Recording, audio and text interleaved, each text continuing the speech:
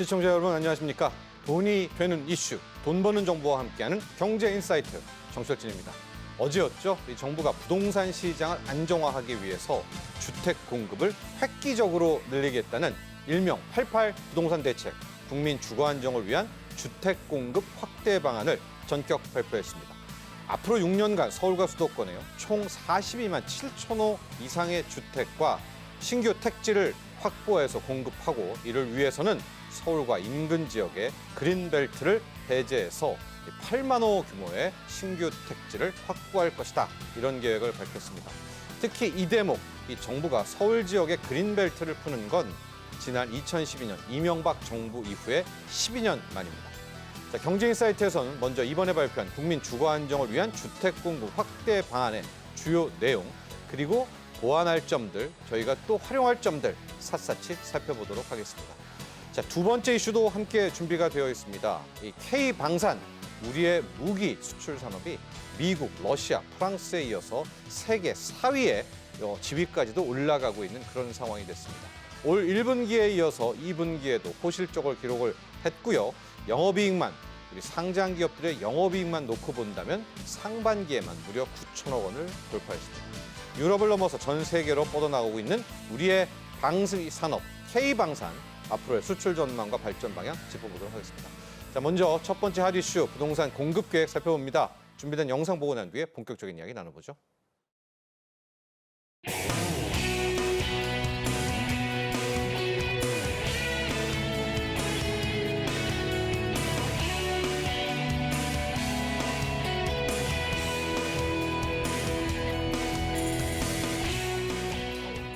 과거 시장 과열기의 대응 경험에서 알 수 있듯이 부동산 시장 안정화의 핵심은 수요에 부응하는 충분한 주택 공급과 적정 수준의 유동성 관리입니다. 이에 정부는 주택 공급을 획기적으로 확대하고 주택 수요를 선제적으로 관리해 나갈 계획입니다. 정부는 이번 주택 공급 확대 방안을 통해 향후 6년간 서울과 수도권에 42만 7천 호 이상의 주택과 신규 택지를 공급합니다. 먼저 서울 수도권을 중심으로 선호도가 높은 입지에 21만 호 이상을 추가 공급하겠습니다. 서울 인근 그린벨트 해제 등을 통해 8만 호 이상의 신규 택지를 발굴해 충분한 주택이 공급될 수 있도록 하겠습니다.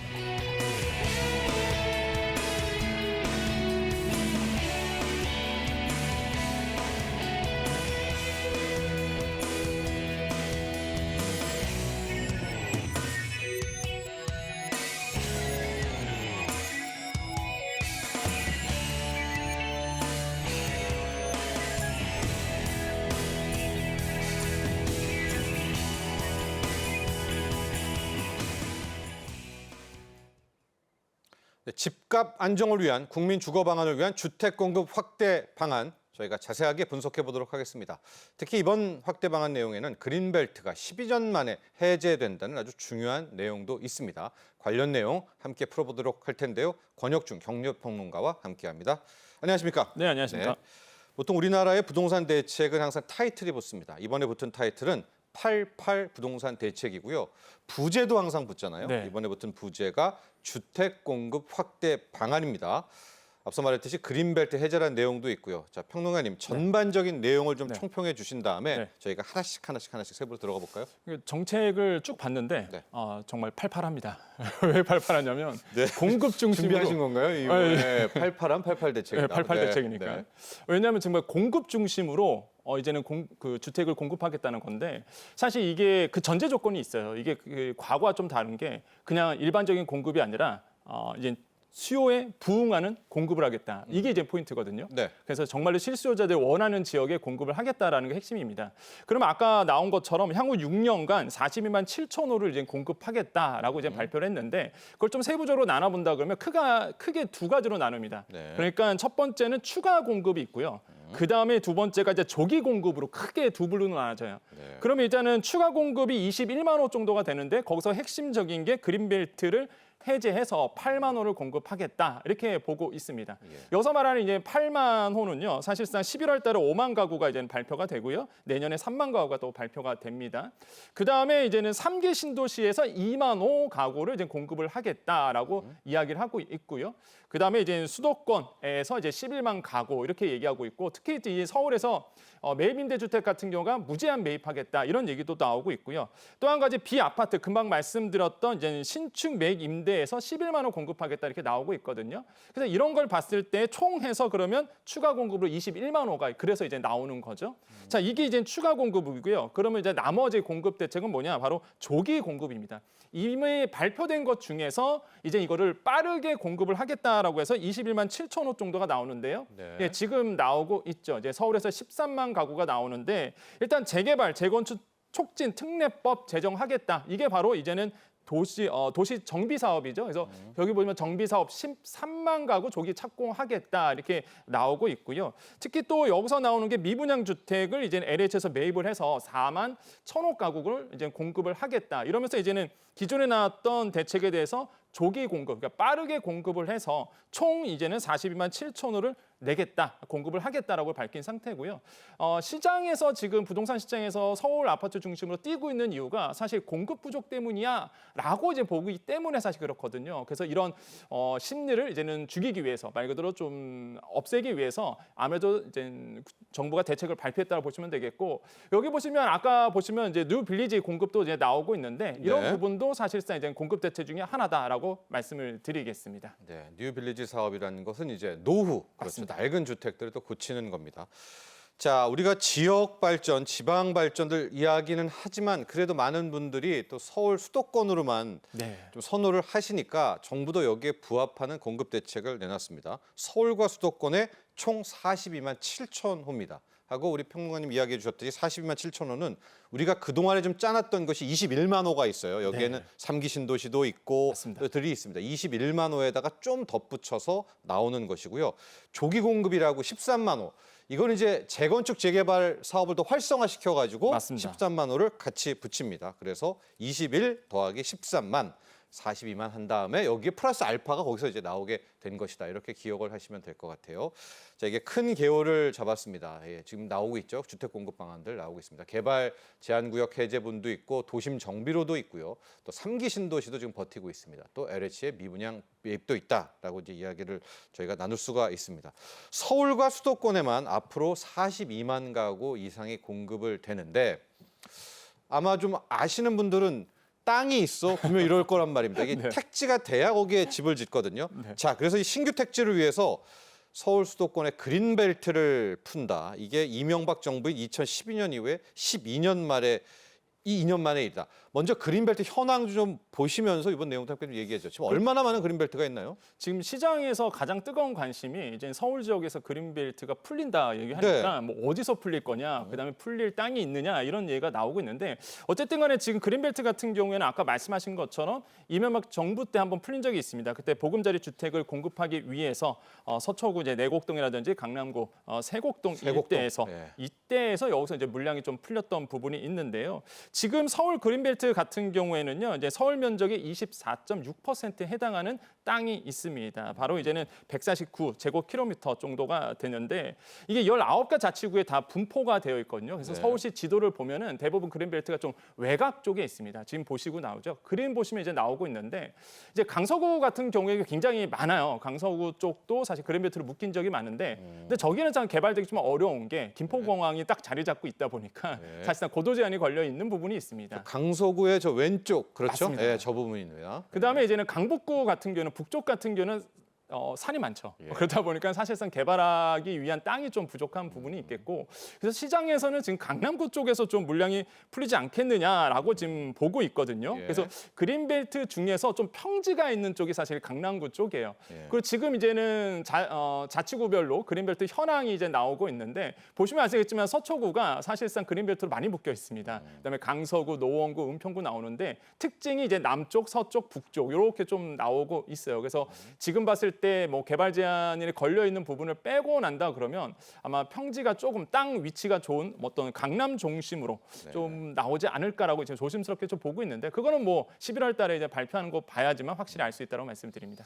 자, 정부가 오는 11월에 5만 가구 정도의 택지, 계속 말씀드리면 땅을 확보해야 뭐 아파트도 집을 짓잖아요. 네. 5만 가구를 발표를 합니다, 당장. 그리고 내년에는 3만 가구, 일단 8만 가구 쪽에 신규 택지를 올해와 내년에 발표를 한다는데 평론가님 지금 그린벨트 예상에 대한 관심이 가장 큰데 네.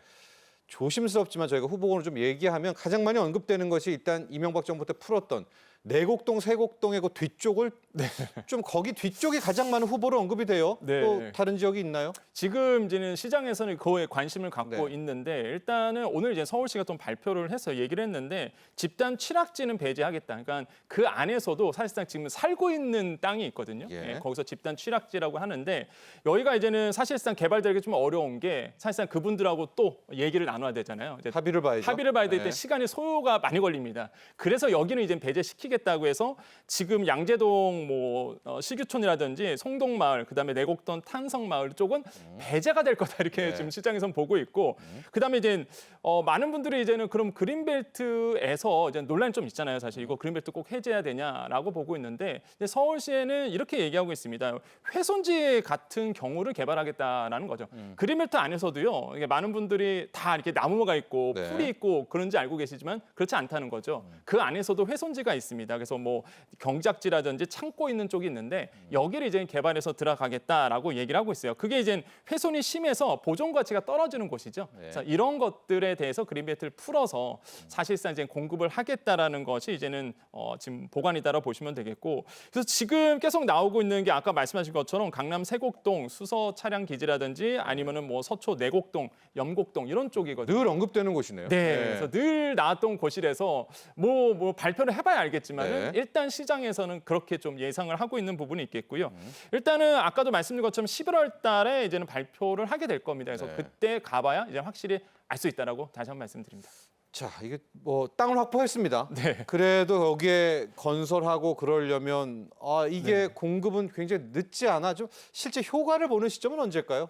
일단 지금 상황으로 본다 그러면 상당한 좀 시간이 걸리겠죠. 네. 뭐든지 토지 개발이 된다 그러면 이게 단기간에 사실 공급이 되는 부분은 아닐 겁니다. 그래서 시효 시간 같은 경우는 한 8에서 10년 정도 될 것이다라고 이제는 뭐 시장에선 보고 있는데 하지만은 일반 뭐 주택이라든지 일반 지구를 개발하는 토지 개발할 때보다는 빠를 겁니다. 왜 네. 그러냐면 아까도 말씀드린 것처럼 그 현주민이 살고 있거나 거주민이 있으면 이해타산 문제 때문에 개발하기가 굉장히 힘들거든요. 근데 이제 그린벨트 같은 경우는 사실상 보상이라든지 이런 문제가 굉장히 쉽게 풀립니다. 그래서 이제는 일반 개발보다는 좀 빠르게 공급을 할 수 있다라는 부분 말씀드리겠고요. 네. 그래서 이런 부분에 대해서 굉장히 이제는 굉장히 뭐랄까요? 공급적인 측면에서 시간이 좀 덜 소요될 거다 보고 있는데 근데 이게 핵심인 게 뭐냐 그러면 왜 정부가 그린벨트를 해제하면서 그렇게 공급을 하려고 그러느냐 아까도 말씀드렸습니다. 지금의 부동산, 서울 부동산이 다시 막 뜨고 있는 이유가 공급 부족 때문이다라는 이제 심리가 시장에 너무 강해요. 다 여기 살고 싶으니까 그런 거 아니에요? 서울 수도권에. 그래서 네. 이제는 정부가 저는 그래서 88이라고 제가 말씀드렸잖아요.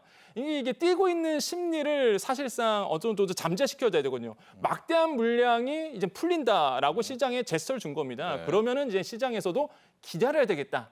이제는 뭐 보류해야 되겠다 이런 심리가 생기거든요. 그래서 네. 저는 적절한 타이밍에 아주 그 공급 굉장히 공급량이 많아요 사실. 그래서 적절한 타이밍에 공급에 대한 뭐 제스처를 좀 던졌다라고 저는 생각을 해봅니다. 여기 이 지역 그린벨트 푼다고 하니까 또 땅값 뛴다 뭐 이렇게 걱정하시는 분들이 있지만 당국이 다 이런 거 준비하고 그럼요. 있죠? 네, 그렇습니다. 이제 예. 토지거래 허가 구역으로 이제는 묶었습니다. 예. 그렇기 때문에 사실상 허락 없이는 토지의 거래가 되지 않아요. 그래서 여기서 보는 토지거래 허가제 같은 경우에는요, 땅 투기 억제를 위해서 생긴 제도이고요. 이거는 이제는 국토부 장관이라든지 시도지사가 이제 지정을 하게 됩니다. 그리고 이제 최대 5년까지 묶어둘 수 있겠고, 그다음에 토지 거래가 된다. 그러면은 이제는 시도지사에게 허락을 맡아야 돼요. 그래서 뭐 시장이라든지 군수라든지 구청장에게 허락을 맡아야 되기 때문에 사실상 허락 없이는 거래가 되지 않습니다. 굉장히 강력한 규제라고 보시면 되겠고요. 지금 이제는 토지거래 허가구역으로 묶은 상태고 그다음에 이제는 정부 같은 경우에는 이렇게 생각하고 있습니다. 토지 매입 비용이 오를 수 있기 때문에 철저하게 관리를 하겠다라고 그렇죠. 얘기하고 예. 있어요. 그래서 사실상 이게 빠른 시일 내에 주택 공급이 되려 그러면 이해 타산의 문제가 빨리 조기에 종료가 돼야 되거든요. 그래서 이런 부분에 대해서 이제 얘기를 하고 있고 지정일은 아까도 말씀드렸지만 11월에 신규 택지 발표하고요. 이달 13일부터 사실상 이제는 효력이 발생하게 되는 부분, 이 토지거래 허가 구역이 그래서 이미 이렇게 뭐 철저하게 준비가 되어 있다라고 말씀을 드리겠습니다. 자, 그런데요. 평론가님 지금 이 방송 보시는 이제 빌라 소유주 네. 분들이나 이렇게 빌라 쪽에 임대하시는 분들은 아니 지금 빌라는 수요가 없어서 남아뒀는데 네. 또 뭐 아파트냐 이 빌라 활성화만 좀 돼도 공급에 큰 도움 될 거다 이렇게 좀 이야기하실 것 같거든요. 이게 이제 전세 사기, 네. 빌라 포비아가 나온 건 아니겠습니까? 이 비아파트 시장 부분에 대해서도 여기에서도 이 치는 공급이 되어 있지 않습니까? 여기에 맞습니다. 활성화 대책은 없나요? 이 정부가 같이 발표했어요. 왜 예. 그러냐면 사실상 지금 뭐 그린벨트를 푼다든지 아니면 토지 아파트를 개발 들어가서 짓는다. 짓는다든지 예. 그러면 좀 오래 걸리잖아요. 예. 단기간에 사실 공급 물량을 나올 수는 없는 부분일 겁니다. 그러다 보니까 정부가 현실적인 방안으로 비아파트 부분에 대해서 공급 대책을 내놓은 거죠. 그러니까 이게 수요가 없는 거예요. 말씀하신 것처럼 네. 전세 포비아 때문에 뭐 걱정 때문에 없다 네. 보니까 이거를 이제는 안심시키겠다라는 게 정부의 보관이라 보시면 되겠고요. 그래서 이런 뭐 비아파트라 그러면 연립, 다세대, 뭐 빌라 이렇게 표현할 수 있겠는데 시장 살리기에 나섰습니다. 그래서 이제 혜택을 주는데요. 소형 빌라라든지 오피스텔 이런 비아파트 구매하면 세제 혜택을 주기로 했는데 예. 여기서 이제는 세제 혜택 같은 경우에도 실제적으로 제가 봤을 땐 다주택자 중심으로 굉장히 도움이 될 것 같고요. 그러면 이제는 수요가 좀 생길 수밖에 없겠죠. 네. 그다음에 또 하나가 이제는 신축 소형 주택 구매하면은 세금 청산할 때 세금을 이제 신청했을 때 주택세에서 제외하는 거죠. 이게 기간 연장이 되는데 2027년까지 하기로 했는데요. 이게 어떤 의미냐면은 실제 여기서 신축이라고 보면은 대부분 그러실 거예요. 이제 신축 빌라만 생각하시는데 그렇지는 않습니다. 그러니까 임대 주택을 신청한 기주택도 돼요. 기존에 있던 빌라도. 그래서 그렇게 된다 그러면 사실상 이런 신축 빌라라든지 기존에 있던 빌라에 대한 수요, 매수세가 붙을 수 있거든요. 네. 그러면 이제는 아무래도 이제 빌라를 안 지으려고 하는 왜냐하면 수요가 없다 보니까 이런 모습들은 조금 완화될 수 있는 부분이다. 그래서 공급이 더 될 수 있다라고 생각을 해보겠고요. 그다음에 비아파트 구매자도 있을 겁니다. 그럼 이런 분들은 내가 비아파트를 사서 나는 그러면 손해를 보는 거 아니냐 이렇게 생각할 수 있어요. 왜냐하면 나 이거 사면 청약이 안 되다 보니까. 그래서 이번에 발표된 게 비아파트 구매자에 대해서 청약을 할 수 있도록 합니다. 그래서 무주택으로 인정을 하겠다라고 얘기를 하고 있고요. 조건은 있어요. 85제곱미터 이하에서 공시가격 수도권은 5억이고요. 지방에 3억 원 이하 이 조건은 있습니다. 그래서 너무 뭐 고가의 빌라 이건 안 되고요. 이거를 샀을 때는 무주택으로 인정받아서 청약을 넣을 수 있겠죠. 그래서 이런 어떤 혜택이 있다라는 거죠. 그래서 이제는 비아파트에 대한 수요를 살리기 위해서 정부가 이제 나서고 있다라 보시면 되겠고. 그래서 이제 전문가들은 그렇게 평가를 합니다. 일단은 장기적으로 봤을 때는 아파트가 공급이 될 거고 단기적인 공급으로서 이제 비아파트가 나온다 그러면 아무래도 이번 88 대책이 아무래도 아파트 지금 수요 심리를 좀 잠재울 수 있는 이런 부분들이 이제 될 것이다라고 볼 수가 있겠고 집값 상승세에 도움이 될 거다. 집값 상승을 잡는 데 도움이 될 거다. 이렇게 이제는 보고 있습니다. 그렇습니다. 우리 아파트만 있는 건 아니고요. 맞습니다. 빌라, 다세대, 연립, 이 비아파트가 서울 수도권에서 상당 부분 이 거주의 역할을 해왔었는데 최근에 전세 사기 때문에 진짜 또 젊은 층에서 일종의 빌라 포비아가 생겼습니다. 이러면은 그만큼이 공급이 없어지는 거잖아요. 맞습니다. 그래서 이번에도 당국이 이 빌라 쪽 다세대 연립 주택에 대해서 상당한 혜택과 지원을 한다는 점 꼭 기억하시기를 바라고요. 뭐 주택토지공사는 미분양 매입 확약을 통해 가지고 분양 시장도 함께 키우려고 하겠고 또 하나 이 부분을 한번 짚어주세요. 많은 분들이 나는 우리 공공주택이 더 좋은데 왜냐하면은 이제 또 재산, 이 돈 문제가 있지 않습니까? 맞습니다. 그래서 우리 정부가 좀 많이 공공택지도 확보하고 공공주택 쪽으로 좀 많이 좀 공급해줬으면 좋겠다 이런 바람들이 있거든요. 이번에 이 수도권 전체에서 공공택지 쪽에 대한 활용 뭐 이건 어떻습니까? 네, 이것도 이제 정부가 그러니까 굉장히 복합적으로 고민을 많이 했던 것 같아요. 제가 이번 공급 대책 보면서 네. 왜 공급에 대해서 안 되는 부분이 어떤 측면이냐면 사실 이제는 뭐 분양가가 굉장히 높아졌잖아요. 엄청 높죠. 네, 예. 그다음에 그렇게 된다 그러면 건설 원가가 높아진 거잖아요. 예. 그다음에 그 건설사들이 이걸 지어봤자 공공택지 아파트 지어봤자 재미를 못 봅니다. 땅값도 땅값이 비싼데다가. 너무 비싸고 예. 그러다 보니까 사실상 공급할 이유가 없다라고 이제 건설사들이 생각하고 있는 거예요. 그래서 이제 정부가 이런 건설사 몸살이기를 좀 완화시키기 위해서 이제 대책을 발표한 거예요.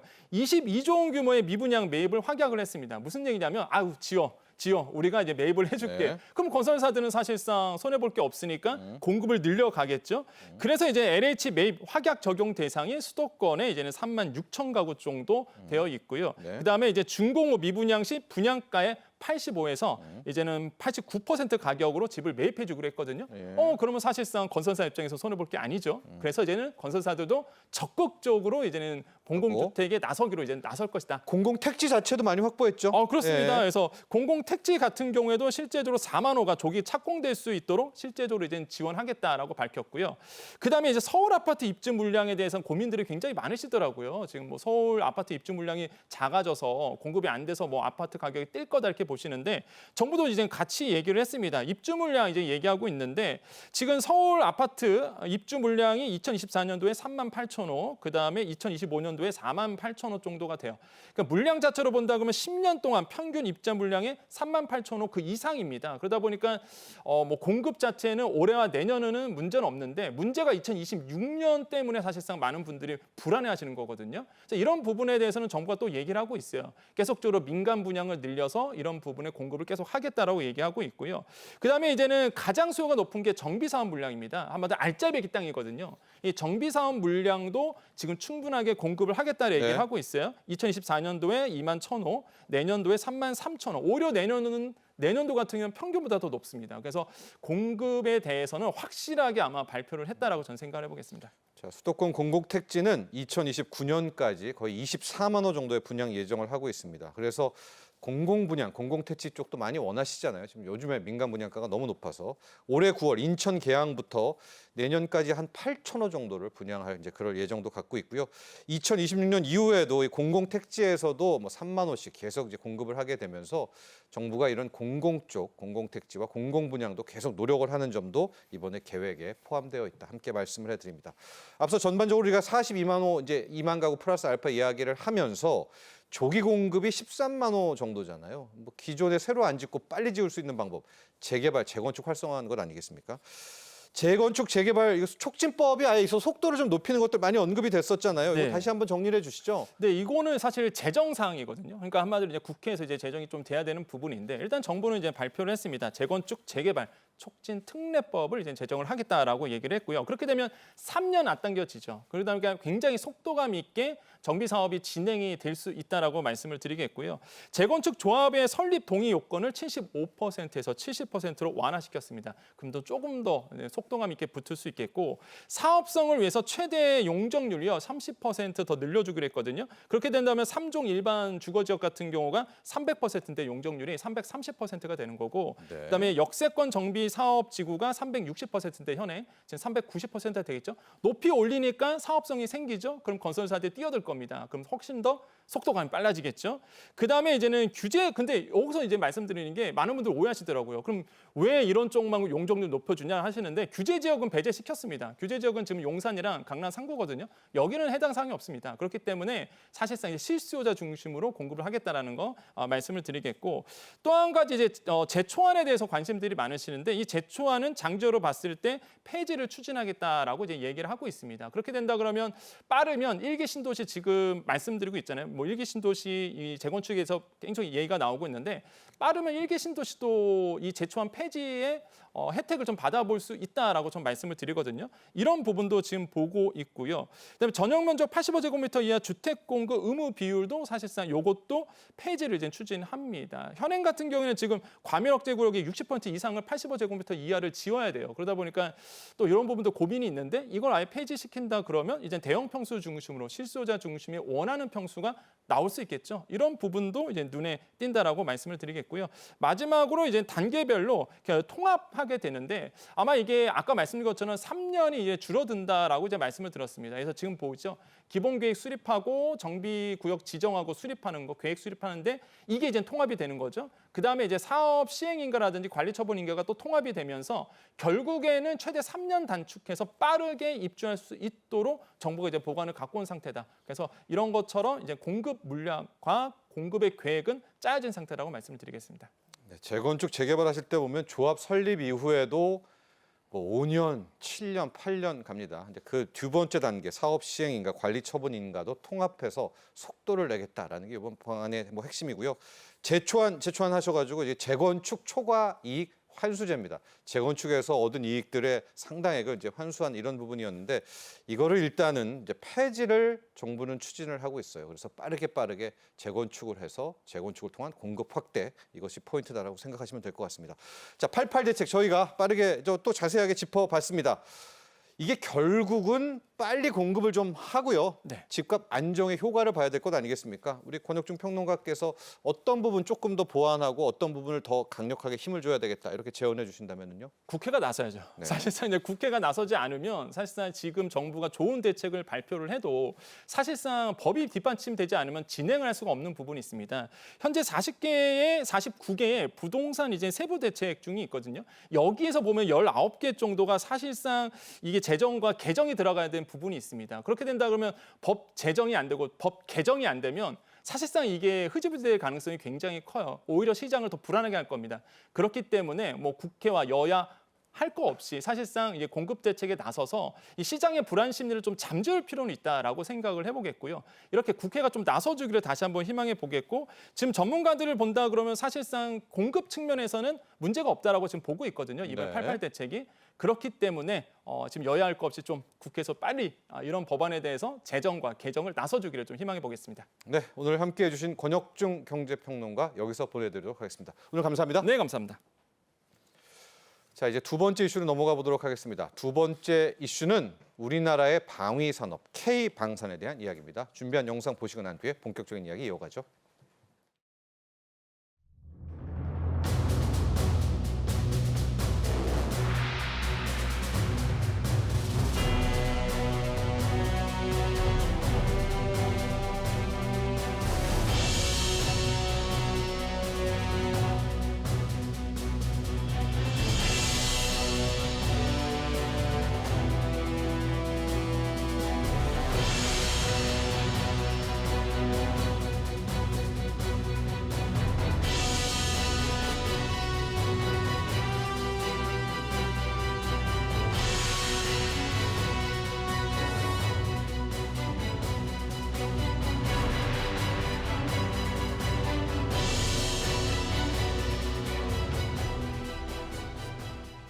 저희가 K푸드 이야기 많이 드렸었고요. K원전도 집중 분석해드렸습니다. 오늘은 K방산에 대한 이야기입니다. 우크라이나 전쟁과 중동 분쟁, 자주 국방을 강화하려는 움직임 좀 커지고 있고요. 트럼프 트레이드, 트럼프 효과 때문에 이 방위 산업 시장은 조금 더 커질 것이다. 이런 전망들 많이 나오고 있습니다. 이런 와중에 우리나라의 방위 산업 K방산이 세계적인 주목을 받고 있습니다. 수출이 굉장히 좋거든요. 오늘 K방산에 대한 이야기 함께 나눠보도록 하겠습니다. 자, 오늘 함께해 주실 전문가 최기일 상지대 군사학과 교수와 함께합니다. 안녕하십니까? 예, 안녕하십니까? 네. 자, 군사학과라면은 무엇을 학생들에게 주로 이제 가르치나요? 예, 주로 이제 전쟁과 무기 그리고 무기. 뭐 전쟁의 본질과 속성 이제 결국은 군사학과에서는 예. 뭐 있어서도 안 되고 있지 않아야 될 것인데 이러한 전쟁을 대비한 그러한 어떤 학문적 연구를 통해서 뭐 군사 전략, 전술 그리고 무기 체계에 대한 부분들 네. 뭐 이런 부분들을 또 같이 알아가고 있습니다. 아마도 주식 투자하시는 분들은 우리 K방산의 실력이 어느 정도인지는 잘 알 텐데 그러니까 주식 쪽에 관심이 없으신 분들은 뭐 LIG 넥스원이 무슨 회사야? 뭐 한화 에어로스페이스. 근데 여러분 상반기에만 우리 무기 수출이 9천억 원입니다. 한번 정리해 주시죠. 상반기 실적만 이렇게 괄목할 만한 성장을 했다. 한번 정리해 주실까요? 예, 뭐 최근에 K방산에 대한 열풍이 글로벌 무기 시장뿐만 아니라 국내의 증권가에서도 굉장히 이목을 받고 있는데요. 네, 매일 언급해요. 예, 뭐 태조 이방원이란 말뿐만 아니라 뭐 이른바 업계에서는 방발대발이란 말까지 나오면서 예. 이른바 K방산의 뭐 초호황기다. 예. 그리고 사실 방산업계는 뭐 때 아닌 뭐 잔치 분위기라고까지도 표현할 수 예. 있을 것 같은데요. 지금 세계 4대 강국 반열에 오르기 위한 우리 K방산의 질주가 무섭습니다. 현재 단순한 매출액뿐만 아니라 이제 영업이익이 또 증대가 됐고요. 그래서 상반기 주요 방산 4개사의 합산 영업이익은 5,950억 원 정도로 지금 네. 합산되고 있고 예. 그리고 이 방산 4개사의 수주 잔고가 현재 91조 5천억여 원인데 방산 4개사 외에 이 외에도 하나시스템이나 풍산 등을 합치면 사실 수주 잔고가 100조가 넘습니다. 그렇죠. 네. 네. 그래서 현재 상반기 수출이 이미 9천억 원을 돌파한 이후 예. 뭐 1분기에 이어서 2분기에도 이제 본격적인 어닝 서프라이즈를 달성하고 있다라고 좀 말씀을 드릴 수 있겠습니다. 예. 현대 로템 제가 좀 말씀드린 현대 로템은 전차고요. 그렇죠. 한화 에어로스페이스 이제 등등은 미사일 쪽이 있는 거고요. LIG 넥스원 또 각각의 이게 좀 다 특기가 좀 있죠. 이걸 저희가 하나씩 봐야 될 것 같은데 현대 로템은 전차, 흑표 전차라고 알려져 있고요. 각각이 있는데 다 잘하는 것 같습니다. 카이 같은 경우에도 이제 뭐 우리가 이제 앞으로 비행기, 전투기까지도 나아가고 있는 이제 이런 실력이 되고는 있는데 상반기에는 좋았는데 하반기에도 계속 승승장구할 거다. 예, 지금 뭐 증권가나 업계에서는 주요 방산 4개 종목을 가리킬 때 하나 에어로스페이스, LIG 넥스원과 한국항공우주산업 카이 그리고 이제 현대로템. 예. 근데 여기에 더해서 이제 하나 에어로스페이스가 지난해 이제 물적 분할을 하면서 예. 하나 시스템이 있는데요. 예. 하나 시스템까지 포함하면 이제 주요 5개사라고 저희가 얘기를 하고 있고요. 그리고 좀 전에도 말씀드렸지만 주요 방산업체 중에 풍산을 빼놓을 수가 없습니다. 네. 왜냐하면 K9 자주포나 K2 전차가 말 그대로 전차와 자주포로 싸우는 게 아니거든요. K9 자주포에는 155mm 포탄을 사용하고 그리고 K2 전차에는 55구경장에 120mm 활강포를 쓰는데 네. 결국엔 이 포탄으로서 실질적인 화력을 보여주기 때문에 이 포탄을 생산하는 업체가 바로 풍산인데 예. 어떻게 보면 뭐 잘 알려지지 않은 예. 흙속의 진주 같은 그런 업체인데 네. 우리나라 풍산이 사실 국내뿐만 아니라 해외에서도 이 포탄을 제조하기로는 굉장히 이렇게 잘 알려져 있는 회사고 포탄의 제품 품질 우수성뿐만 아니라 네. 이 생산 능력도 전 세계 미국에 이어 네. 굉장한 그런 생산 능력을 갖춘 회사라고 말씀드릴 수 있겠습니다. 네. 다시 돌아와서 하나 에어로스페이스는 주로 이제 K9 자주포 네. 그리고 항공기용 엔진 등을 또 생산을 하고 있고요. 네. 그리고 K2 전차를 생산하는 현대 로템은 로템. 이제 해외의 K2 블랙팬서라고 해서 K2 흑표 전차라고 얘기를 하는데 네. 2022년에 폴란드에 950여 대 이르는 958대를 네. 이제 수출 수주 계약을 맺게 되었죠. 근데 사실 K2 전차가 해외에 수출된 것은 2022년 폴란드 수주 계약건이 실질적으로는 이제 최초 였고. 계약건이었군요. 예. 그리고 이제 LIG 넥스원은 이제 뭐 유도 무기, 그다음에 뭐 잠수함에 사용되는 어뢰, 예. 그다음에 이제 이외에 뭐 다양한 뭐 소부대용 대전차 미사일이라고 불리우는 이제 미군의 제블린과 네. 버금가는 이제 현궁이라고 하는 그리고 또 뭐 휴대용 셈이라고 해서 이제 지대공 미사일인 신궁 이 외에도 뭐 2.75인치 뭐 뒤에서 또 말씀드리겠지만 비궁이라고 비궁. 해서 예. 이제 이른바 헬파이어인데요. 뭐 이러한 무기 체계들을 또 생산하고 있고 그다음에 또 최근에는 최첨단 그 항공기 전투기에 사용되는 A사 레이더라는 것을 또 개발을 성공을 했죠. 네. 그래서 뭐 다양한 그런 전투 지원 체계나 전투 체계 등을 또 생산하는 회사가 되겠습니다. 네. 카이는 뭐 우리나라의 유일한 완제기 업체로서 네. FA50 경공격기를 비롯한 그다음에 KUH 수리온이라고 하는 국산 한국형 기동 헬기죠. 예. 네. 그리고 이제 최근에는 KF-21이라고 하는 차세대 전투기. 또 한국형 전투기 개발이 현재 또 순항 중이고요. 네. 네, 이러한 이제 제품들을 또 생산하고 있죠. 하반기 쪽 이렇게 쭉 라인업들 보니까 폴란드, 그러니까 유럽 쪽에서 지금 2차 현대 로템이라든가 뭐 LIG 넥스원이라든가 한화 에어로패스 또 기대를 하고 있고 앞서 카이 한국항공우주 얘기했는데 수리온 헬기 수출도 저희가 또 했었고 결과적으로 마지막에 이제 K21 전투기 사업까지도 기대되고 있어서 아마 하반기에도 현재 속도라면 굉장히 또 많은 수출과 아마 이런 좋은 수출 계약들 뉴스가 들려올 것 같습니다. 자, 이런 와중에 또 하나가 이제 한화 에어로스미스와 LIG 넥스원. 아까 LIG 넥스원에 대해서 이제 비궁이라고 미사일 쪽 얘기를 또 해주셨는데 미국에 진출합니까? 저희가 이제 주로 수출했다 하는 건 이제 유럽 쪽에서 막 중동 쪽 이야기 많이 했거든요. 근데 미국이 호락호락해질 것 같지는 않은데 미국 쪽 공략도 가능한가요?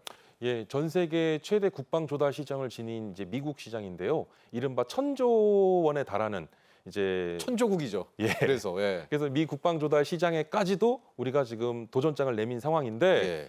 또 미국 현지에서의 본토에서의 또 로브콜을 막 받고 있는 상황입니다. 그래서 최근에 예. 비궁이 FCT라고 하는 현지에서 시험 시연에도 굉장히 또 우수한 성능을 입증한 바 있고 그래서 지금 비군과 같은 경우에는 거의 수출 청신호가 켜졌다.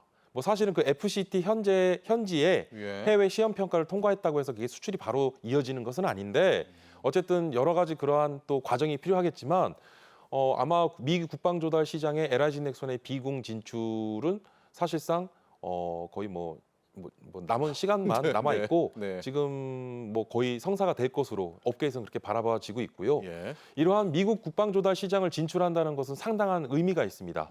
기존에 우리나라 국산 K방산의 무기들이 뭐 중남미, 그다음에 중동 지역이나 그리고 예. 유럽 중에서도 일부 동유럽 국가에만 맞아요. 국한되던 것이 이제는 미 국방조달 시장뿐만 아니라 더 나아가서는 전통적인 군사 강국이었던 서유럽 시장에까지도 우리가 더 진출할 수 있기 때문에 그런 가능성들을 보여줄 수 있다는 것이죠. 네. 그래서 이러한 LIG 넥스원의 뭐 비공 사례 같은 경우에 우리가 좀 주목할 부분이고 또 하나 우리가 좀 눈여겨봐야 될 부분이 로보틱스 미국에 이제 로봇을 제작하는 이제 해외 기업을 인수했는데요. 네. LIG 넥스원의 이러한 해외 기업을 인수하는 것은 이제 아웃바운드 M&A라고 얘기를 합니다. 그러니까 무슨 얘기냐면 국내에서 기업과 기업 간의 방산업체 간의 뭐 대형화 통합화를 통한 그런 인수합병은 있었지만 국내 기업이 해외 방산업체를 인수한 사례는 이제 그런 사례가 많지 않았거든요. 예. 근데 어떻게 보면 우리 국내 방산 기업들이 해외 방산 기업을 인수하는 이런 것들은 국제 경쟁력을 더 강화하고 또 우리 국내 방산업체들의 체질을 개선한다는 차원에서 보자면 굉장히 우리가 또 이런 부분들은 우리가 좀 주목을 해야 될 수 있는 부분이다 말씀드릴 수 있겠습니다. 그렇습니다. 지금 화면 속에 저 로봇 이제 고스트 로보틱스라는 회사를 LIG 넥스원이 좀 인수를 해서 무기 로봇인 거죠. 무기 로봇이 아니라 뭐라고 해야 되나요? 이제- 군사 로봇? 예, 화면에 보이시는 네. 것은 이제 사족 보행을 하는 견마 로봇이라고 하는데요. 군사 로봇. 예. 최근에 중국의 관영 TV, CCTV에서도 보도된 바 있는데 중국군이 군사 훈련을 할 때 저러한 견마 로봇 등에 기관총을 매달거나 화염방사기들을 달아서 예. 실제 군사 훈련하는 모습들을 보여줬거든요. 예. 그러니까 실제로 이제 미국이나 중국, 해외 선진국들은 이러한 로봇 체계를 군사용으로 개조하거나 네. 또는 이러한 부분들을 도입 활용해서 사용하는 경향이 두드러지고 있는 상황입니다. 네. 그런데 우리도 이제 저런 이제 견마 로봇, 군사 로봇을 이제 M&A를 통해 가지고 함께 진출을 하고 있습니다. 그러니까 정말 K 방산이 다 갖췄는데 아마도 여기까지 방송을 보신 분들은 이런 생각을 하실 거예요. 지금 보면은 수리온 K21 정말 하늘 쪽도 있고요. 흑표 전차 쪽에 현대 로템도 있고요. 미사일 쪽도 있고 다 있는데 또 아까 말한 것처럼 포탄을 만드는 풍산도 있고 바다로 가야 되잖아요. 이 바다로 가면 함정, 배인데 항공모 함정이 또 무기 아니겠습니까? 함정 쪽은 없나? 이러는데 이런 관련해서 MRO 관련한 뉴스가 나왔답니다. 우선 MRO라는 용어도 낯선데 이것도 설명해 주시고 우리가 이 함정 쪽 라인도 빠지지 않죠? 예, 맞습니다. 우리나라 국산 명품 K 방산의 무기 체계들은요. 지상 화력과 기동 화력 체계뿐만 아니라 그다음에 공중 무기 체계 이외에도 예. 이제 해양의 해상 무기 체계도 해상. 네, 이제 글로벌 무기 체계의 이러한 다른 이제 함정과 비교하더라도 예. 충분한 경쟁력을 갖고 있다고 설명드릴 수 있겠는데 예. 우리가 이제 MRO 시장이라고 얘기를 많이 합니다. 네. 그래서 MRO라고 하는 것은 메인터넌스, 리페어, 오퍼레이션의 약자인데 이제 유지 보수 운영을 하는 그런 개념인데 사실 무기 체계는 단순히 해외 구매 국가에게 무기를 수출하는 것만 그치는 게 아니라 구매한 구매국 입장에서는 그 무기를 향후 10년, 20년, 더 많게는 30년까지도 유지 보수 운영을 해야 되는 그러한 MRO 시장. 그래서 우리는 그걸 가리켜 애프터 마켓이라고 얘기를 하거든요. 네. 사실은 무기 체계의 구매 가격보다 후속 군수 지원에 따른 이런 MRO에 대한 비중이 적게는 2배에서 3배, 많게는 5배 이르기까지. 그렇죠. 그러니까 사실은 무기 구매 가격보다도 이런 유지 보수 비용이 배보다 배꼽이 더 큰 거죠. 예. 근데 이러한 함정은 또 MRO에 대한 부분이 굉장히 중요합니다. 왜냐하면 뭐 군함이나 또는 잠수함과 같은 이런 함정은 뭐 수년 또는 10년, 20년만 사용하고 도태시키는 것이 아니라 뭐 30년 이상도 사용하거든요. 예. 그러니까 이제 MRO에 대한 부분이 굉장히 중요하고 우리나라 굴지에 이제 쌍벽을 이루고 있는 HD 현대중공업과 하나오션을 주목해야 되는데 초선 회사잖아요. 맞습니다. 예. 이 두 회사가 이제 우리나라가 이제 조선업 강국이기도 한데 이러한 군함을 건조하는 데 있어서도 전 세계 손가락 안에 들 정도로 굉장히 우수한 그런 품질 우수성과 가격 경쟁력을 갖추고 있습니다. 예. 그래서 잠수함만 보더라도요.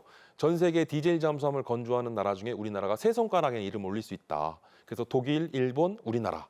그래서 뭐 잠수함 같은 경우에는 과거에 대우조선해양, 예. 지금은 이제 하나오션이 인수를 했는데 하나오션과 HD의 현대중공업은 과거로부터 오늘날에 이르기까지 잠수함을 비롯한 수송함의 건조의 왕가를 이루고 있다. 이렇게 또 표현을 할 수 있겠습니다. 예.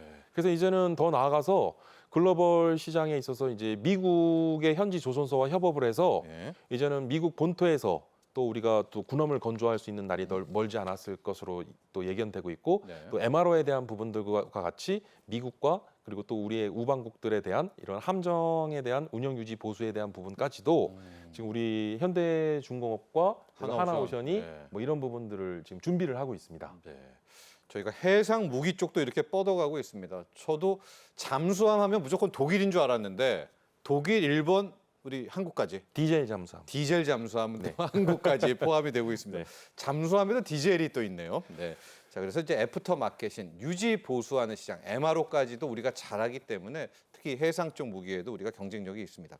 무기를 팔면서 운용 전술 이것까지도 함께 판매한다. 이건 무슨 얘기입니까? 그렇죠. 이제 무기 체계라고 하는 것은 하나의 무기 체계 플랫폼을 얘기를 하는 것인데 하드웨어적인 측면에서의 무기 체계를 지원할 뿐만 아니라 예. 이제 소프트웨어에 있어서의 이제 운영 유지 또는 뭐 교리라든가 교범 그다음에 이제 운영과 조작 간에 있어서 이런 부분들을 이제 재교육을 시켜주는 거죠. 예. 그래서 이제 그런 부분을 통해서 무기 체계를 그 무기 체계 운영 개념에 맞게끔 제대로 운영할 수 있도록 그런 부분들을 또 우리가 지원해 준다는 겁니다. 그 누가 가르칩니까? 이제 우리 뭐 소유군인 육군과 군과 예, 그다음에 또 우리 국내 그 원 제작사인 현대로템이나 하나에어로스페이스 같은 그런 방산업체들이 실제로 기업에 이제 관련된 뭐 교육 전담 인원과 그다음에 육군에서 운영하고 있는 이제 운영 요원들이 예. 그 해당 국가에 직접 파견이 돼서 예. 현지에서 교육을 해주는 거죠. 네, 이런 부분까지도 우리가 쉽게 얘기하면 애프터 서비스가 되고 있는 거죠. 예. 자, 저희가 이렇게 지금 너무나도 잘 나가는 또 앞으로도 잘 나갈 가능성과 이미 뭐 증거까지 나오고 있는 K방산에 대한 이야기 나오고 있는데요. 이 이슈도 우리 교수님께 한번 물어보도록 하죠. 좀 트럼프냐 해리스냐 트럼프냐 뭐 전 세계 뭐 이 경제, 정치, 외교 뭐 단대 방산도 마찬가지로 여기에 집중이 되고 있거든요.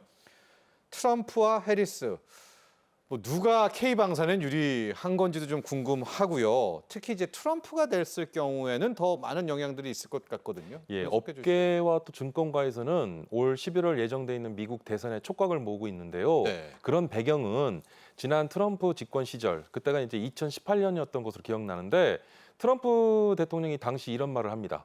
이제 우방국들에게 자국의 군사비 지출을 늘리면서 이제는 군사력 강화를 해라. 그러니까 무슨 얘기냐면 자국의 군사력을 강화함으로써 자국의 안보를 이제 해당 국가가 스스로 책임지라는 책임져라. 말을 알아서 했거든요. 예. 그러니까 그러면서 사실 전 세계 경찰 국가로서의 지위를 내려놓으면서 미국은 퍼스트 아메리카라고 하는 기조로 갈아탔고 미국 우선주의와 미국 실리주의 전환을 했다는 거죠. 예. 근데 그런 배경에서 올 11월 대선 이후에 내년 2025년 1월에 새로운 대통령이 취임할 때 이제 트럼프가 당선이 되면 네.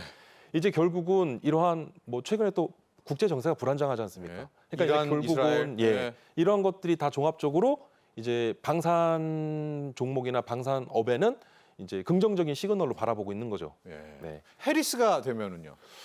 근데 근데 더 나빠질 것 같지는 않은데요, K방산이? 그렇죠. 이제 해리스가 설령 당선이 되더라도 우리 K방산에는 뭐 큰 어떤 부정적인 영향은 없을 예. 것이라고 바라봐집니다. 왜냐하면 이제 전 세계 모든 국가들이 이제 군 현대화라는 그 사업을 통해서 예. 자국의 군사력을 증강시키고 있고 군사력에 대한 비중을 높여나가고 있는 추세이기 때문에 네. 이러한 추세는 사실 미국의 트럼프냐 해리스냐 문제가 아니라 이러한 자국의 군사력을 강화하고 군사력을 증강시키려고 하는 현상은 네.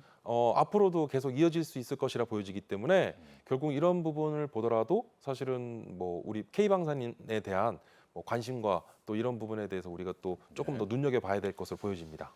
자, 그런데요, 교수님 이런 지적도 있습니다. 우리 K방산이 워낙 또 승승장구하니까 이런 시기와 질투죠. 원래 잘했던 나라들, 미국, 독일 등등 이런 나라들이 우리를 오히려 견제할 수 있지 않을까. 특히 유럽 쪽에서 동유럽을 우리가 막 뚫고 가니까 기존의 강자들이 아, 이거 K방산 안 되겠는데 뭐 이렇게 교묘하게 우리를 더 태클을 걸 수 있겠다. 이런 우려도 분명히 존재한다. 여기에 대해서는 어떻게 보십니까? 실제로 지금 나토와 네. 그다음에 EU에서는 그런 모습들이 보여지고 있습니다. 그래서 이제 50% 이상을 이제 유럽 국가 권역 내에서 생산한 무기를 이제 나토 회원국이나 EU 회원국들에게 그런 것들을 의무화하는 그런 것들을 또 최근에 발의하기도 했고요. 유럽 국가 걸 써라. 네. 예. 그러니까 이제 그런 경향이 이제 두드러지는데 사실은 반대로 생각해 보면 우리 입장에서는 사실 우리 K방산이 그만큼 경쟁력을 갖고 잘하고 있다라고 하는 방증인 거죠. 그렇죠. 네, 네. 결국은 그런 견제라는 것은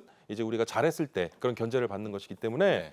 우리에게는 이제 그런 또 큰 숙제가 남아 있는데 최근에 글로벌 무기 거래 시장에서의 두드러운 특징을 한 가지 키워드로 요약하자면 무한 경쟁 시대에 접어들고 있다. 따라서 우리 예. K방산은 앞으로 지속 경쟁한 발전을 위해서 이런 부분에 대한 준비와 그다음에 전략들 네. 그리고 이러한 대응들이 필요하겠다. 네, 그런 시점입니다. 실력으로 뚫어가야 되겠네요. 이거 진짜 하도 우리 K 쪽을 많이 견제를 하는데 K방산도 압도하는 가성비와 기술력으로 K 원전처럼 뚫고 나가야 될 것 같습니다. 정부와 민관이 참 K방산 많은 협동을 했었거든요. 협력을 했고 우리 정부는 이제 이런 부분도 좀 고려해서 함께 좀 지원해 줘야 되겠죠. 그동안에 현재 정부가 중동 쪽도 뚫었고 동유럽도 뚫었는데 우리 정부는 어떻게 좀 노력을 기울여야 될까요? 사실 이제 국가와 국가 간의 무기 거래라고 하는 특성은 단순히 기업의 입장에서 또 할 수 있는 영역이 아니라 국가와의 전폭적인 지원과 그다음에 관련 정책과 제도들도 또 필요하기 때문에 변함없는 정부의 이러한 지속적인 일관된 지원과 노력들이 필요하다고 보여집니다. 네. 그래서 정부와 업계가 원팀이 돼서 그래서 상호 카운터 파트너로서 그런 부분들이 충분히 시너지가 나올 수 있도록 과거에도 그렇고 현재도 네. 그렇지만 앞으로도 그러한 원팀의 기조를 유지해 나가는 것이 중요하겠다는 말씀드리겠습니다. 네, 금융지원도 함께 해야 되고요. 진짜 원팀이라는 말 키워드 꼭 기억해야 될 것 같습니다. 자, 함께해 주신 최기일 상지대 군사학과 교수 여기서 보내드리죠. 오늘 감사합니다. 네, 감사합니다. 자, 여러분 경제인사이트 오늘 준비한 소식은 여기까지입니다. 광복절이 지나도요 폭염과 열대야가 당분간은 8월 중순까지는 계속 이어진다고 합니다. 이번 주말에도 건강 꼭 챙기시고요. 저희는 다음 주 월요일 오후 3시에 여러분 찾아뵙겠습니다. 오늘도 함께해 주신 시청자 여러분 감사합니다.